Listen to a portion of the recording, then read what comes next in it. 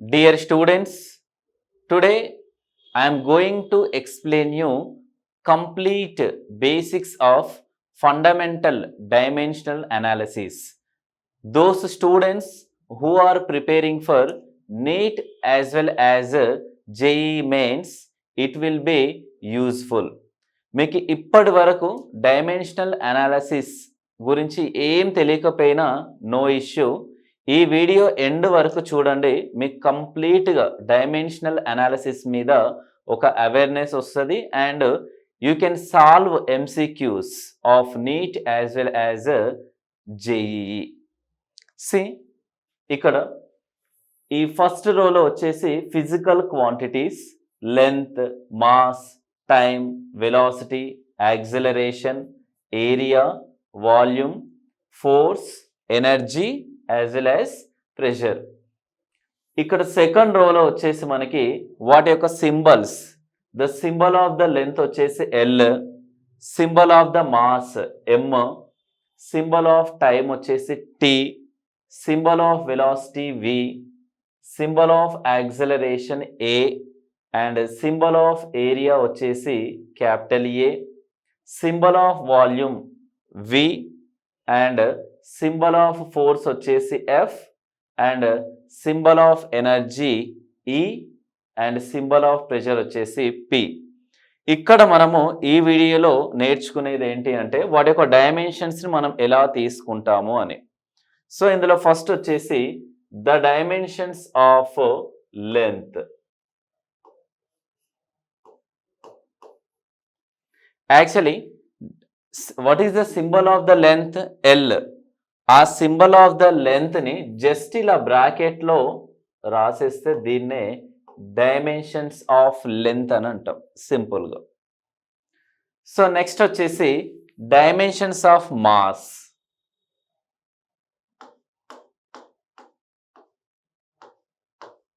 మనకి ఇక్కడ క్లియర్గా ఇచ్చాడు. What is the symbol of the mass? Capital M. ఆ ఎంని మనము ఒక బ్రాకెట్లో ఇలా ప్లేస్ చేస్తే దీన్ని డైమెన్షన్స్ ఆఫ్ మాస్ అని అంటాం. అండ్ ఆల్సో థర్డ్ది వచ్చేసి టైమ్.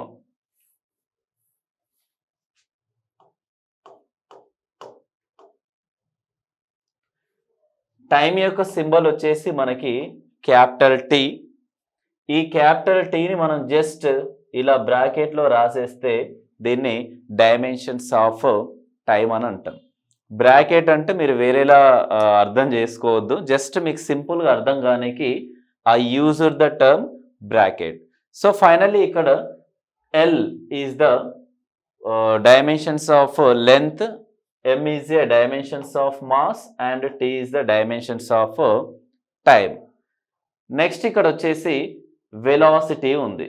ఓకేనా, ఐ విల్ ఎక్స్ప్లెయిన్ యూ.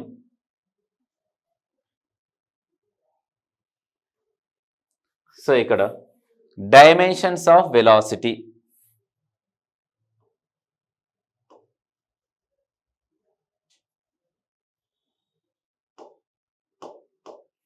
బేసిక్గా ఈ డైమెన్షన్స్ ఆఫ్ వెలాసిటీ మనకు దాని యొక్క యూనిట్ అన్న ఐడియా ఉండాలి, లేదా దాని యొక్క ఫార్ములా అన్న తెలిసి ఉండాలి డైమెన్షన్స్ మనము ఫైండ్ అవుట్ చేయనీకి. Actually the unit of velocity వచ్చేసి మీటర్ పర్ సెకండ్. ఇక్కడ meter per second is a unit of velocity. ఇక్కడ మనకు మీటర్ అనేది యాక్చువల్లీ లెంత్, అది లెంత్ యొక్క యూనిట్ని మనం మీటర్ అని అంటాం. సో లెంత్ యొక్క డైమెన్షన్ ఏంది? ఎల్. కాబట్టి ఇక్కడ ఆ మీటర్ ప్లేస్లో మనము ఎల్ అని రాయొచ్చు. బై ఎస్ అంటే ఇక్కడ second is a unit of time. Time యొక్క డైమెన్షన్ ఏంది ఇక్కడ? టీ. సో ఆ ఎస్ ప్లేస్లో మనము టీ సబ్స్టిట్యూట్ చేయొచ్చు. సో ఫైనల్గా మనం దీన్ని LT⁻⁻1 అని రాస్తాం. This is the dimension of velocity. అంటే ఇక్కడ మనకి దాని యొక్క యూనిట్ తెలుసు కాబట్టి డైరెక్ట్గా మనం దాని యొక్క డైమెన్షన్ ఫైండ్ అవుట్ చేసాము. సమ్ టైమ్స్ మనకి యూనిట్ అనేది గుర్తుకు రాదు, but we know that formula తెలుసుంటే ఎలా చేయాలి చూడండి. Velocity is equal to displacement by time. ఇక్కడ డిస్ప్లేస్మెంట్ అంటే ఏంటి? Again it is a unit. Displacement అంటే ఏంటి? Again it is a length. So the dimensions of the length is L అంటే డిస్ప్లేస్మెంట్ ప్లేస్లో. అలానే ఇక్కడ టీ అంటే time. What is the dimensions of the time? Tea. So finally ఇక్కడ LT power minus 1. So the dimensions of velocity is LT power minus 1. Next వచ్చేసి dimensions of acceleration. So ఇంతకుముందు మనం velocity యొక్క dimension చేసినప్పుడు నేను చెప్పాను మీకు ఏంటి? If you know the unit డైరెక్ట్గా డైమెన్షన్స్ ఫైండ్ అవుట్ చేయొచ్చు. Some times if you don't know the unit at least formula idea ఉన్నప్పటికీ కూడా మనం దాని యొక్క డైమెన్షన్ ఈజీగా రాయొచ్చు. ఓకేనా? సరే, ఇక్కడ చూడండి, యాక్సిలరేషన్.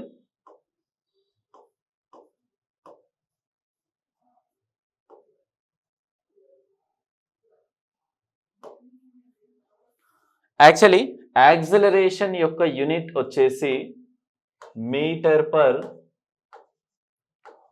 Second square. ఇక్కడ మీటర్ అంటే ఏంది? Again it's a length. So ఆ మీటర్ ప్లేస్లో మనము ఎల్ అని రాసుకోవచ్చు ఇలా. By second. Second is a unit of time కాబట్టి అక్కడ సెకండ్ స్క్వేర్ ప్లేస్లో మనము టీ స్క్వేర్ అని రాయొచ్చు. సో ఫైనల్గా ఇది